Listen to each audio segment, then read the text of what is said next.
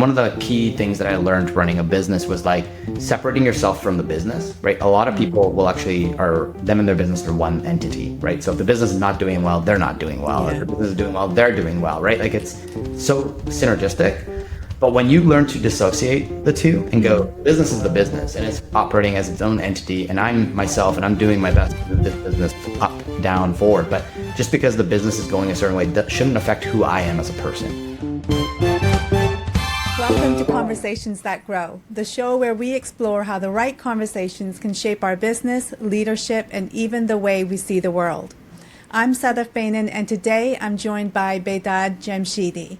He also goes by the nickname B. B, it's great to have you with us today. I would love for you to introduce yourself to our audience. Yeah, thanks for having me, and I'm excited to be here. A quick introduction. I used to be an engineer. I used to do sales engineering for a large telecom company.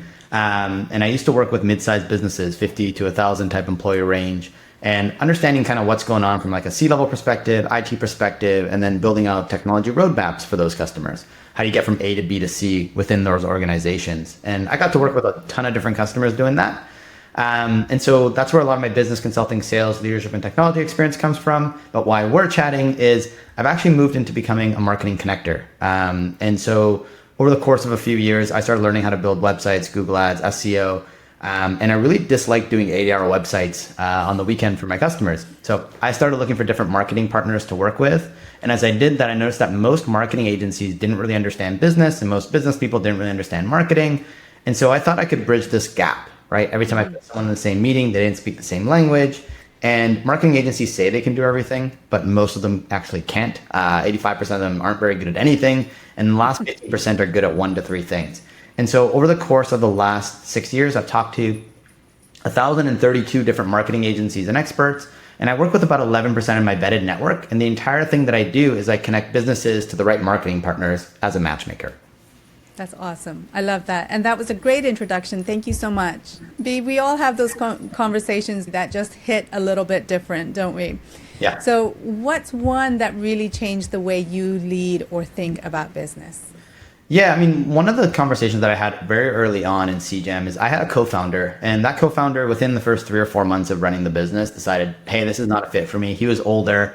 And so he really was trying to find like what made him happy.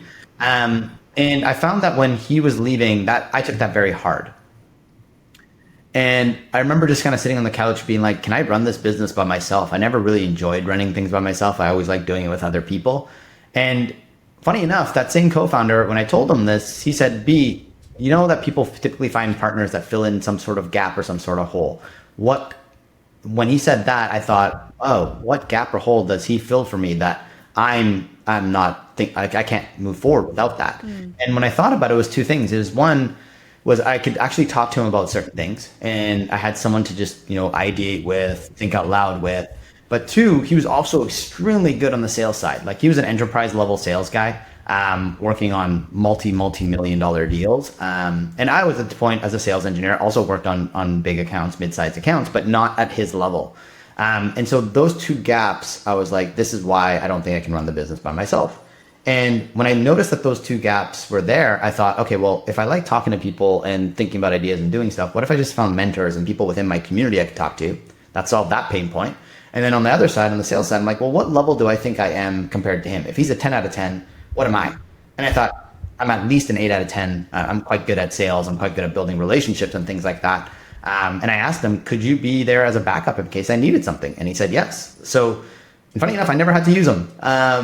And so that's kind of just one of the conversations that really like stuck deep within me is like when we think we need to rely on other people for certain things, when it's just something internally that we got to deal with and then fill in the gaps in a different way. What was it that made him want to step away? Yeah, so he was about 20 to 25 years older than me. And so originally we both worked at TELUS full time. And for him, it was a whole thing of, I got into this marketing space. This is not what I want to do, right? Like it's not what he ultimately wanted to do. He actually ended up becoming a business coach in the end because that's where he found more alignment. And so he said, basically, I'm at a later stage in life where I'm looking for something that I really want to do, and marketing wasn't it. And so that's why he ended up stepping away. There's nothing to do with like the business model or anything like that. It's just where his interests lie. Yeah. And I guess it's a good step to take if you feel like you're not in the right place, right? And so I guess coming back to you then, when we spoke first a while ago now in our pre-call, I think you said it was your wife who gave you a lot of support in making that decision to carry on. Is that right? Yeah, my wife's always been a big aspect of my business and my move forward, right? There's always that support there where it's like, hey, even on the hardest months that I have, or I've had a lot of things going on, she's to be like, you got this, like you can do it. It's 100% there as support. Even if my wife will always just say, like, even if you didn't want to do the business, I just want you to be happy, right? And so having that kind of support really makes running a business way easier. And her support has always been there. I ideate with her. I give her my thoughts. She always gives me feedback. And so she's always quite an amazing support to help me kind of move forward. And it's that stability that she has that allows me to continue to do what I do, right? That's awesome. So coupled with the words that your co-founder gave you and your wife's support, how did that whole situation change your mindset? So my mindset always keeps shifting. It's not always like there are certain times where your mindset can shift like all at once. Like you hear something, it just clicks and it moves, and that's very rare. Yeah. I don't think that typically happens very often. But what I think that comes to mindset, it's just like creating these new patterns, right? And so being the engineer that I was and kind of like leaving the full-time gig and going into running a business, which is fully going into uncertainty. You never know what's going to happen. I think the mindset of just having those people of support, my wife is support, and constantly just thinking, okay, how do I get more comfortable with the process of becoming a stronger and stronger entrepreneur, leader, CEO of my business? And knowing that, like, as you make those little steps, right, like you'll get little pieces of information from a book, or your wife will say something, or your friends will say something, your business group says something.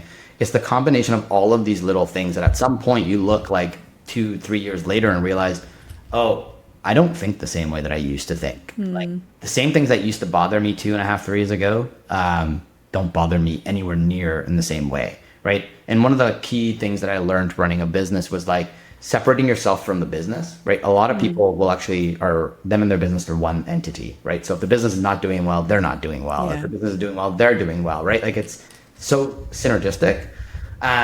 But when you learn to dissociate the two and go, business is the business and it's operating as its own entity, and I'm myself and I'm doing my best to move this business up, down, forward. But just because the business is going a certain way, that shouldn't affect who I am as a person, right?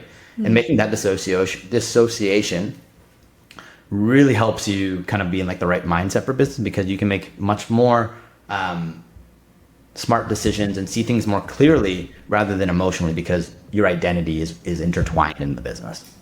That's really insightful. Do you have any examples of that? I mean, just the business that I'm running now, like there's always a time where, for example, if I had a customer leave one of the agencies that they're working with, I would take that extremely personally. I'm like, I failed. I didn't do well enough. I didn't do this thing. But then over time, starting to realize like, oh, that's not on me, right? Like a lot of the times, it could be the business and the agency don't have good communication with each other. The business has external factors going on. And so I kind of like learned to separate that, where I'm like, I'm me as a human and I'm constantly growing and personally growing. And the business is an external entity that affects how I grow, right? So when I separate, I go, well, the business is going to continue to move forward. I'm just going to do my best as a person to allow this thing to grow in the best way possible and serve as many people at the best ability that it can. And that kind of came over time, right? Like there's certain moments where one of my counselors said, Beta, it sounds like you have a relationship with your business. And if the relationship with your business is constantly taking from you and not giving you energy, then is that the type of relationship you want to be in? And that was like one of the key like moments where it's like, oh, this is a relationship between the business and me, right? Like if the business is asking me for my time and my energy and all my stuff, right? Like it is separate from me. And so now I'm actually have a much more healthier relationship with my business, where like, for example, I was in Mexico a week ago, and I know every time that I go on a trip on a mastermind or something, I'm going to fall behind. And so the business is constantly asking me of my energy. Hey, you need to answer the emails. You need to get these videos done. You get things done for your team. And I've learned to just kind of like almost quiet it down, where I go, cool, I know that all these things need to be done, but they don't need to be done right now. Like they can be done slowly over time, and in a week and a half, 2 weeks, I'll catch up, but I don't need to stress myself to do that. So I will still, even when I'm insanely busy, take time to go to the beach and relax and just take an hour to myself or take an hour with my wife to go for lunch or those types of things, because it allows me to have more energy to play the long game. I fully understand that like I need to take care of myself to allow myself to take care of the business versus vice versa. Just like listening to what the business tells me I need to do. I really like that. I think there's so much wisdom in it, because I think when things are chaotic, taking that moment to pause, or whatever time you can afford to pause and to think through the tasks and prioritize and then execute, makes so much more sense than just reacting. Yeah, yeah, it does. And it allows you to have more energy and not get burnt out, because at the end of the day, if you're burnt out, you're helping no one. And not even helping yourself. And the longer that you react for, you use coffee to get energy, you're reacting for years. At some point, it takes you a long time to recover, and I never want to do that. I've seen what other business owners have gone through, and it's not something I'm interested in. B, if it's all right, I'd love to go back a bit in your story and understand how you went from engineering to launching your own business. Yeah. What happened there? Yeah, so that was an interesting piece. So as I was working as a sales engineer, someone told me, hey, there's a guy that's making passive income and he's doing SEO. And I didn't know what SEO was, because the guy was doing $50,000 a month. So it kind of blew my mind. I'm like, he's doing SEO, he's making monthly passive, and he's making $50,000. That's insane. I've never heard this before. And so the guy had like a $500 course and a 2-hour YouTube video that I watched. So I took that course, and it just started creating this like environment of curiosity, because I'm always curious. And what I always love doing is just learning. And so that's kind of got me into like the marketing world. But as I got into the marketing world, I realized, like I said, I didn't enjoy doing the 80-hour websites. I didn't enjoy running the ad campaigns. Like I knew how to do it, but it wasn't going to be something I wanted to do for long term. And I honestly loved being an engineer. Like a sales engineer was one of the funnest roles, because you're talking to businesses, you're understanding what they need, and then you're matching them to technology. Not much different than what I'm doing now. So throughout that journey, I just kind of was like learning. So I learned how to build the websites, and I was doing it for customers. I got paid a little bit. And then I started, when I started not liking it, there was a marketing agency that said, hey, if you send me the business, I'll give you a percentage of the business that we close, and we'll do the work for you. And I was like, great, because you're way better at websites than I am. Like, it makes way more sense for you to do it. And I don't have to do the work. And so this kind of created this environment where I could be a sales engineer and continue doing what I do. Like, I got promoted every single year in TELUS as I was working there. So I wasn't like slacking off at work. And so that was great. Like, I got to learn a ton on that side. And while I was working for the company that I was working for, they were paying me for conflict resolution courses, mediation courses, leadership courses. Like, I probably have close to $150,000 just in training from that organization, right? And so I took that learning and I was applying it to the business side. And so I was actually growing essentially both businesses side by side, where I was working as a sales engineer and running CJAM. And it took about 3.5 years for CJAM to get to a certain point where it was actually making more money for me than I was doing in engineering. Yeah. And I thought, well, if I'm doing this like side by side, and I actually had a team installed in CJAM. So like I was actually using the money the business made to like input like a VA and a web designer and a web developer, so that I wouldn't actually be doing the work. And that's what allowed me to do my full-time job well. But it got to a point where I was like, okay, even with the team there and stuff, I'm profiting more than I'm making as an engineer. And so at that point I thought, okay, well, that's when I'm going to jump off, because for me, I never really liked the fact of jump and then you'll figure it out. That was never of interest to me as an engineer. Like, I want to be as risk averse as possible in life. So for me, it was always like, okay, I want to build something. And if it builds to a certain point where it can support me and my wife and my family and what we need to do, then cool, I'll jump up and do it. And at that point, 3.5 years in, that's what happened. And once I did that, it's funny, the next year I doubled the business, because all my time and attention was put into it. And this is even with interest rates going up, there being a light recession over the last 2.5 years, which was like very hard mentally to get through, but financially the business was doing well. And so that's kind of like how the journey worked. I basically worked a full-time gig, grew the business on the side, inputted people where I needed to just offload things. And then once it got to a certain point where I was like, it makes sense to go test this thing out and see how it goes. That's kind of where it started kind of taking off, but it took a long time to get there.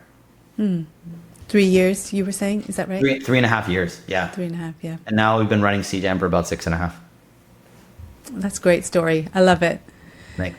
Babe, what did it feel like moving from structured employment to building your own path? I know you kind of had it, as you were saying, side by side, but I guess when you went all in to CGEM. What was that like for you?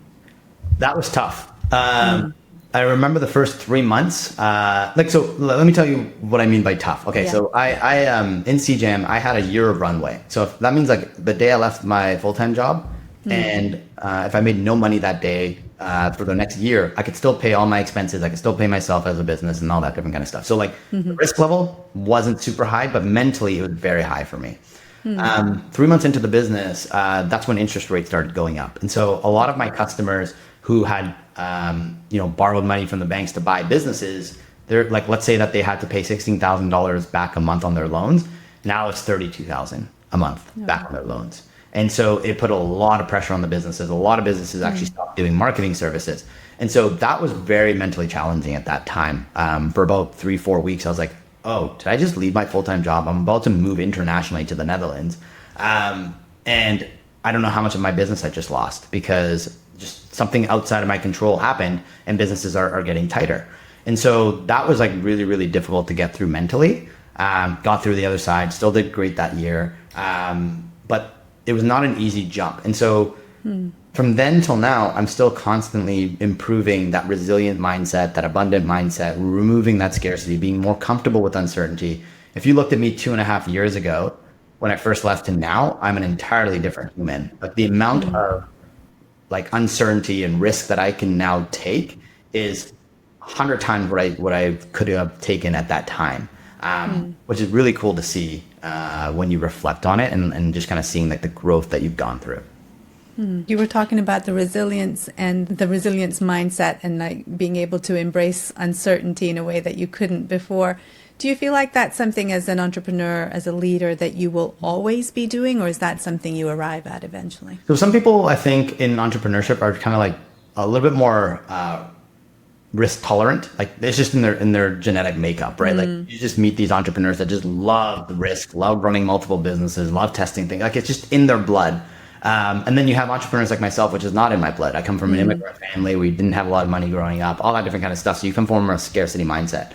I think if you want to truly make it in business, you have to evolve out of that, right? Like you have to be doing, and you have to be looking at how do you kind of shift from that scarcity to that more abundant mindset, being more comfortable with risk. It's the only way you really can grow your business to the different levels that you want.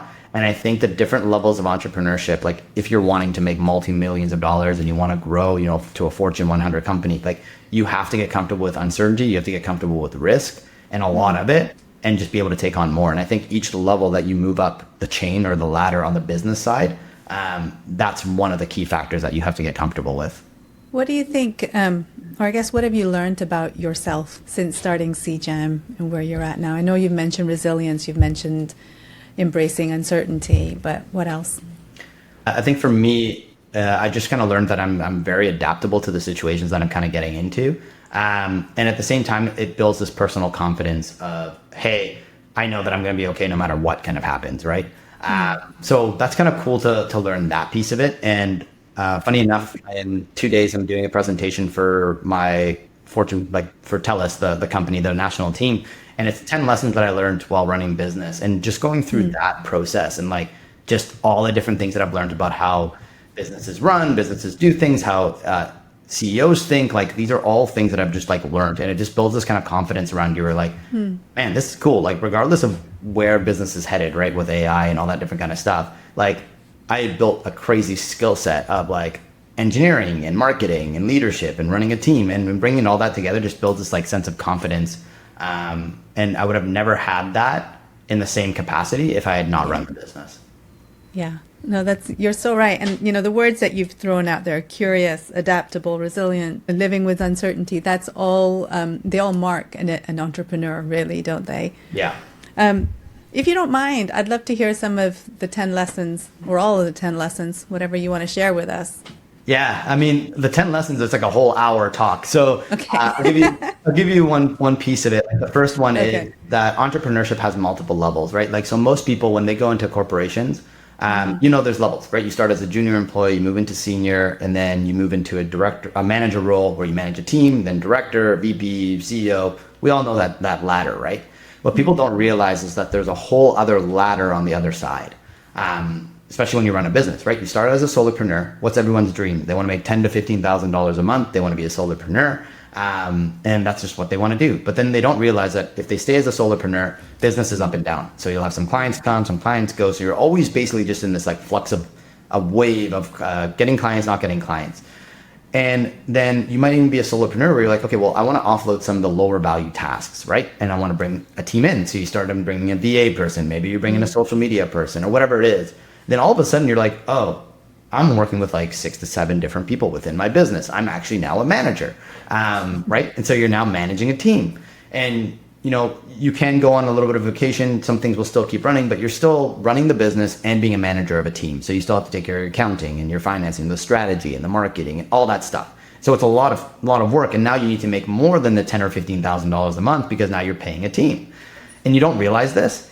And then you get to the certain next point where now you bring in like, let's say 1 or 2 levels of leadership, right? Like someone to manage your team for you, but they can't manage everything. And so now you become a business owner. And that's when I think you really become a business owner because you have at least some people that are going to be able to move parts of your business forward even without you there. And now you're like 3 ladders in. The next one is becoming that visionary or you can call it a visionary where it's like you just focus on the strategy aspect of the business, moving things forward, the areas of the business that you really enjoy doing. And to become that visionary, you actually need to build an entire leadership team underneath you that's going to run the business without you. And so you have like a COO, a CMO, a CFO. Like that's when you start getting into those like 8-figure ranges where the business is now growing and you're just guiding the ship as the visionary, right?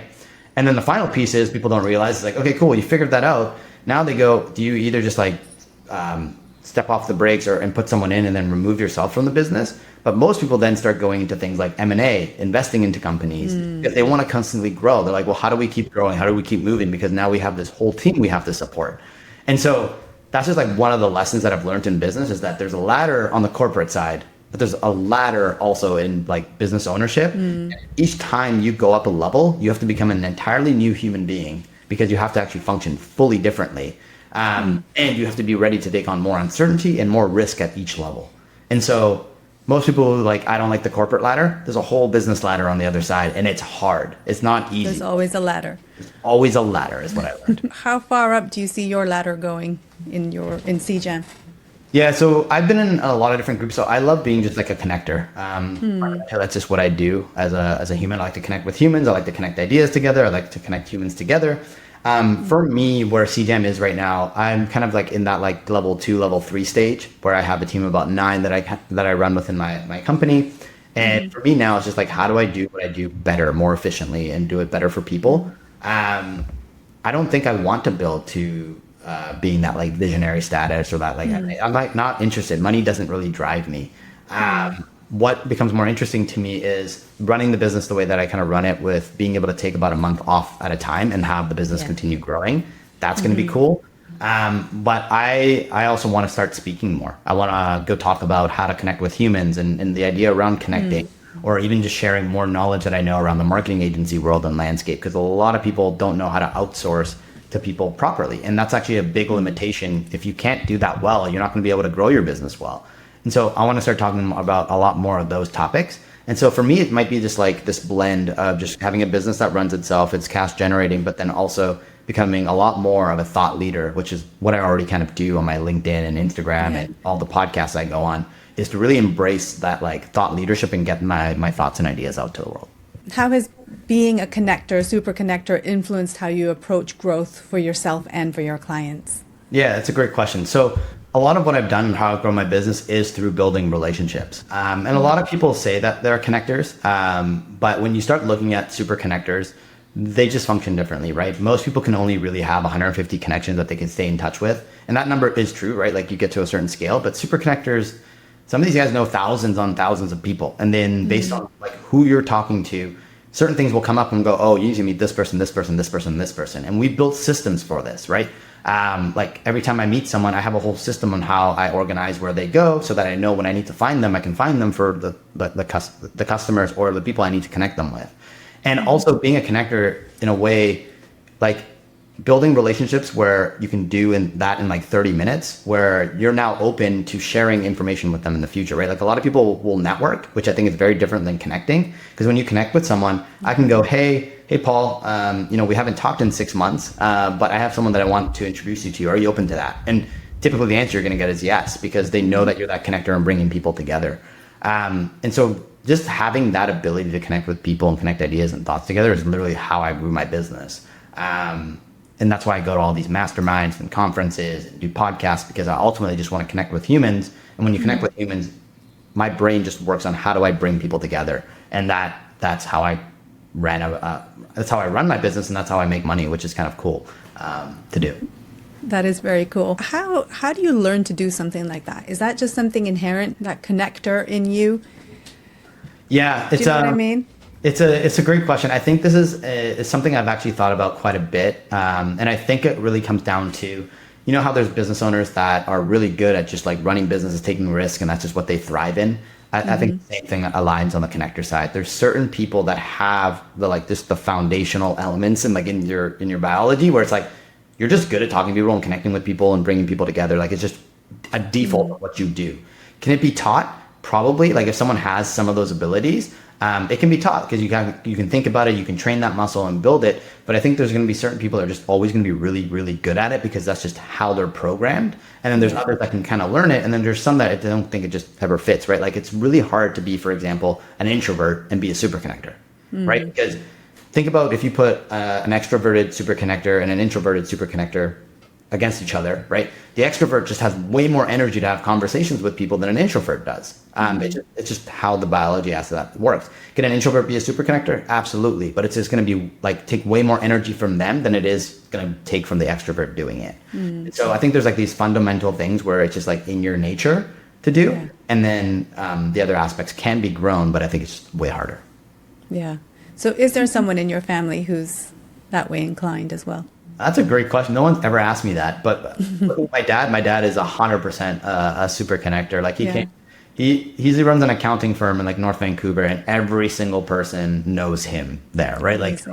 And he doesn't know it. I don't think he's ever reflected on it, but he connects people. He's like, oh, you need to talk to this person. This person needs to do this. Oh, you need to ship this to Iran. Oh, I got a guy that will do that. He just does that foundationally. And funny enough, my brother kind of has the same skill set.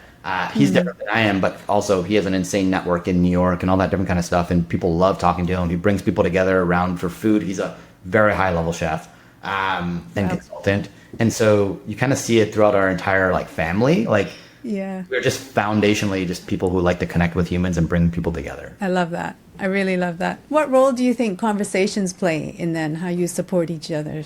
The conversations are everything, but I think the aspect is connecting is everything, right?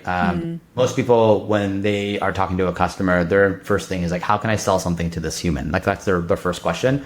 My first question in my head is, how do I connect with this human? If I need to talk for the first 10 or 15 minutes about something we connect with, I'd really rather do that, and then we can have the sales call later, right? When you build that connection and that trust, everything else is built off of that. And that's what I think a lot of people don't know, think about when it comes to the sales role and that kind of stuff. When you say, I don't want the used car salesman, because they think of things transactionally, right? But when you're there to connect and you're there to connect with humans and understand them and establish a foundation over something, I think that's where the real trust gets built. And to your point, can someone learn how to connect with humans better? I think the more you know about the world and the more you travel, the more you do things, you can actually start pulling on experiences to connect with humans better. And this is something that I learned a little while ago. I had a goal, this is probably 6-7 years ago, where I was I want to read a book a month for 5 years. So I want to get to 60 books in 5 years. Amazing. That was my goal. And so I started reading books, and I actually finished that goal in 3.5 years. And so I got to 60 books in 3.5 years. But what I didn't realize was that every book that I read gave me knowledge that I could pull on in conversations moving forward. And so if someone wanted to talk about trees, we talk about trees. If they wanted to talk about how humans connect or how to get feedback or how I had just read so many books at that point that people would say stuff and I'd be like, oh, I can connect on that because I've read something. And so the more you do self-work on yourself and introspect and take experiences and do those types of things, that it allows you to connect with humans better because you can pull on those experiences and those ideas whenever you're having conversations. That is so cool. I think I might steal that, V. How do you connect with people who are introverts and don't really feel like answering questions or having a conversation? How do you do that? Yeah, so I think fundamentally introverts are actually not as introverted as people think they are, right? Introverts are kind of quiet initially, but once they build a connection with someone, they're actually extroverted. They show a lot of extroverted tendencies. And so I think I'm not an introvert, and I'm welcome to introverts giving me their thoughts and ideas. But the way that I see it is once an introvert connects with someone, Yeah. they have a lot of introverted friends, but they go deeper, right? Like they're not thinking out loud. They're not doing all those things. But once you connect with them, they will share their thoughts, their ideas, how they're doing things. But they just don't do that in like an extroverted way where we just go out and we just talk to everyone. They're just very selective. It's like once I like someone and they're my people, they become very extroverted in that environment with that person one-on-one or within a group that they trust. And so I don't think they're any different than extroverts and introverts. I think with introverts, you just have to be more cognizant of they're not going to speak as much, or you have to like guide a bit more or ask more questions to kind of get it out of them. Versus with an extrovert, you just ask them one question and they'll just keep talking, right? Yeah. No, I totally can hear what you're saying. It's just at what level do they become comfortable? An extrovert will, right away, an introvert will just take a bit longer. But once they're comfortable and connect, as you say, then they'll talk. Yeah. Yeah. And you typically give them a little bit more time to think too, right? Because extroverts think in the head, they still and they go, this is what I want to say. Versus extroverts like say something and then be like, was that what I wanted to say? And then that's typically how it works. Yeah. Thinking out loud too, right? Yeah. Yeah. B, what's the one principle or mindset that shaped the way you lead and grow in your business? So this analogy is stuck in my head. It's not an analogy, or it's just a picture that's kind of stuck in my head. And it's of these two surfers, right? And you have they're both surfing. And this day there's not a lot of big waves coming, right? But you have this one guy just like struggling to go from one side to the other side to find this like big wave that he just wants to surf, right?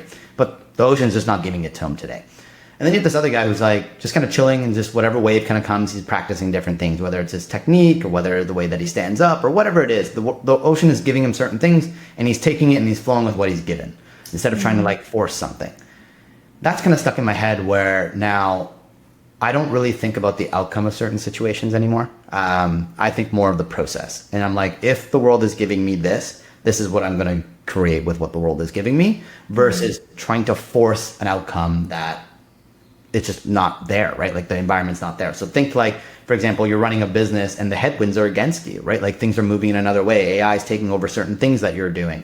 And you're just like trying to force this business to work, but the external environment's not giving you that, right? And so you go, well, what can I do with what it's giving me, and being more relaxed about it? Maybe I do need to pivot, or I do need to shift, and just enjoy the process of what I'm doing and shifting and pivoting and that kind of stuff. That becomes more of the fun aspect of business than I'm trying to get to a certain outcome. And so that mindset for me is really just enjoying the process and not focusing on the outcome, which you hear all the time. But once you actually live it and you understand it internally from experiences, it just makes so much more sense. I think you're absolutely right, but I'm curious to know, as an ex-engineer, how does that sound to you when you've gone from, when you've been focused on having a particular outcome to just being able to enjoy the process? Yeah, I mean, like for me, like my business does well, right? Like it's still growing. I'm still getting business from everywhere. I built connections and stuff. But the way that like I've internalized that is to go, okay, let's say 10 years or 15 years from now, CJAM is not around because of things, external factors that kind of happen. That's okay, because I enjoyed the process of building it. I learned how to build a profitable business. I learned about marketing. I learned how to build relationships. I built communities. I've done so much. I've learned how to do different offers. Cool. Like I just learned so much stuff, and then go, well, what is the world giving me next? Right? Like what can I do next? Maybe I take all that knowledge and I become a speaker on things, or I write a book, or I decide to go back and be a sales engineer for AI stuff and marketing stuff, because I just now have such a breadth of experience that no one else has. It's just being accepting of like whatever the world is kind of giving you, and not like trying to hang on to the reins of like, I need to make this thing work because it's everything that I have. And so that's kind of, I think, how I've internalized it. And you'll notice that when, if you looked at me 2.5 years ago, 3-4 years ago, I worked a lot. Like I would be working like 12 to 16-hour days on my business, right? I'd do the full-time thing, I'd do the business thing. And even when I stopped, I'd be doing like, when I stopped engineering, I'd still be doing 10, 12 hours in the business because I was trying to make it continuously work, continuously grow. I didn't want it to fail. I don't run my business with that same energy anymore. It's very different. Like for example, today I blocked off my entire day because I'm supposed to be off on Mondays. So I'm doing the podcast after 12 o'clock. Me and my wife are going to go out for a nice lunch. I might come back, do a couple of videos, and I'm going to go hit the gym and then try to sleep well to get ready for the rest of the week. Like, even though I have a bunch of stuff to do and a bunch of things to move forward, I need to hire an assistant. I got a bunch of emails I got to catch up on. I don't need to stress about it in the same way. I can actually just like move things forward one thing at a time and just enjoy the process of what I'm doing. I love that. It sounds like it's also about prioritizing what's important, what comes first. Exactly.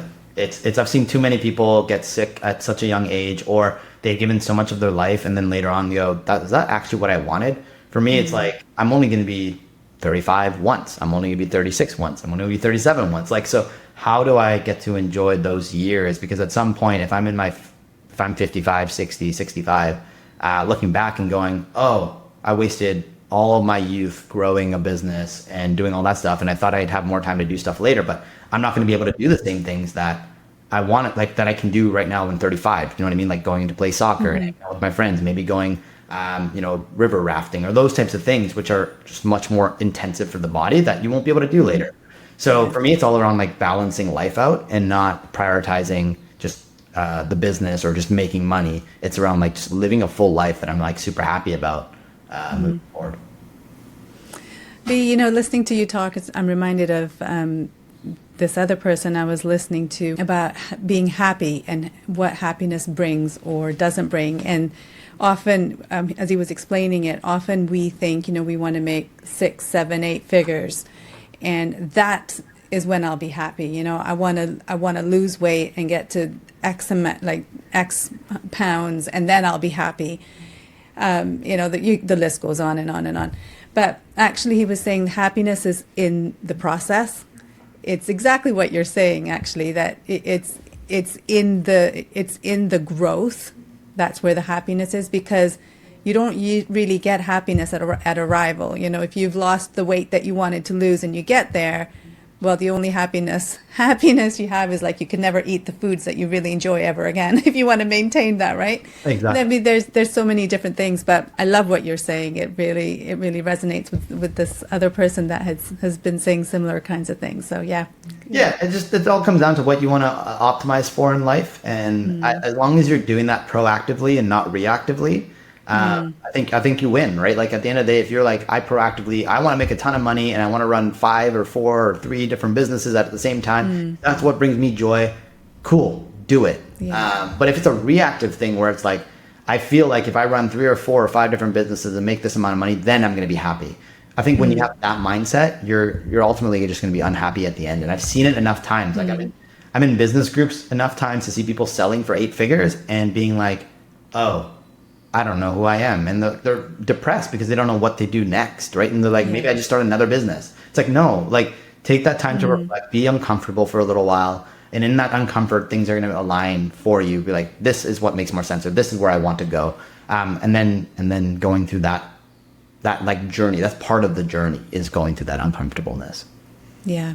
Yeah. And you've used the word react a couple of times too. And I think that reacting often creates stress. Physical, mental stress. And if you're doing that for prolonged periods of time, then that's when you get the burnout, right? Yeah, exactly. You're reacting for too long and you don't have time to just kind of sit, pause, think what you want to do. I think it's important. Like right now, for example, I'm thinking about building out a podcast and I have all these different ideas that I want to do. And I just started doing. And then I was like, I need to sit down a second, plan this out strategically, because there's all these things that people want to have on the podcast.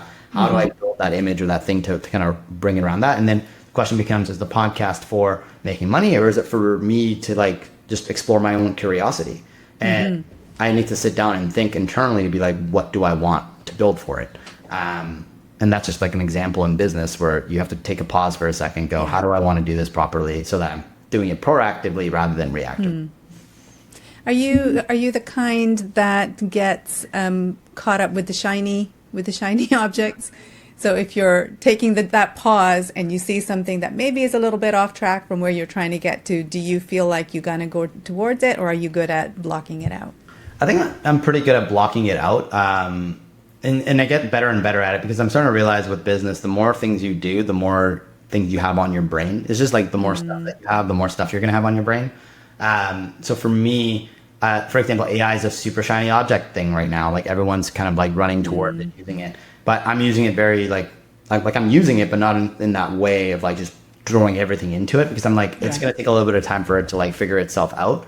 I do put a lot of thought before I do things. Like, for example, when I'm talking about the podcast thing, I've had this on my brain for the last year and a half to 2 years of how I want to do it. And just like, I know having it in my brain, like I'm getting like little iterations or little shifts or little things that kind of come through. And now I'm just starting to kind of just do stuff. So I did 2 podcasts, for example. I call them podcasts, but I haven't created the channel or anything yet. Just to get a sense of it, to get a feel of it. Does this make sense? Does this align? Is this the topics I want to talk about? So I actually do a lot of like testing and research a little bit initially before I actually go fully through it. And now that I'm kind of like down that road, I'm like, okay, well, I'm removing SEO as a marketing channel for myself because I think SEO is not going down the right path anymore. And so therefore, I have a channel that I can bring on potentially. And so podcasting actually fits into the whole ecosystem because it creates a ton of content for all my stuff. And so now that I'm kind of like down that route, I'm like, okay, cool. Like this might be something to explore.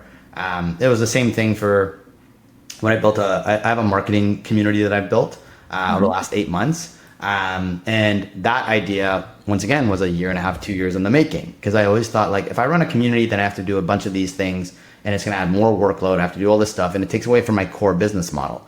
But when I started understanding like, when I'm matchmaking, if I'm part of other marketing communities, I have to play by their rules. And that doesn't really work for me all the time. And so at that point, I was like, okay, I need my own marketing community of the A-list players that I play with. And then those A players will bring in other A players. And therefore, I'll build up my network much more deeply by building out this community. So now it actually has a function that plays for my core business model.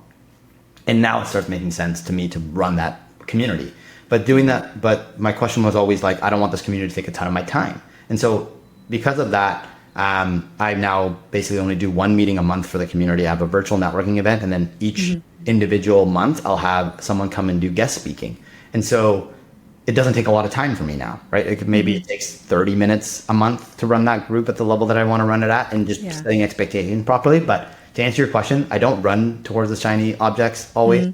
I always kind of just think, okay, that makes sense to do. Does it make sense to do that right now? And then I'm just constantly just having it in my brain and iterating on it until it makes sense to actually make the move. Yeah. No, that's great. And I can also see you as a super connector, why you would be drawn to podcasting. Yeah. It's fun. I talk to so many cool people and I'm like, I should probably talk to you about VC stuff. And a lot of it's around curiosity too, right? Like I have a lot of really smart people that I talk to and I'm like, I would love to learn more about that. Why am I not like just creating a podcast that's like learn with B?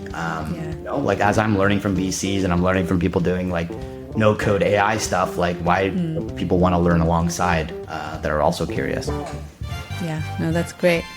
B, this has been such fun. Thank you so much for sharing your experience and your insight. Thanks for having me. I had a great time. It's my pleasure. Before we wrap up though, B, where can our listeners connect with you and learn more about CJAM marketing? Yeah, the best places to connect with me is one on the website, so www.cjammarketing.com. And then on my LinkedIn, so Beta Jamshidi, follow me there. I'm quite active there as well. And if you ever need any resources for marketing agencies or how to vet them or do that kind of stuff, if you go to my website, on the bottom there's a resource section, and there's a bunch of free resources there as well that business owners and other marketing professionals can take advantage of. Awesome. Thank you. And to those of you tuning in, thank you for joining us. You'll find all the links and details that B's mentioned in the description. And if you're someone who's been thinking about using conversations to grow your own business, maybe even through a podcast, but don't have all the time to handle all the moving parts, we can help with that at PodJunction. So head to podjunction.com to find out more or just reach out to me on LinkedIn. So bye from B and from me, and I'll see you next time.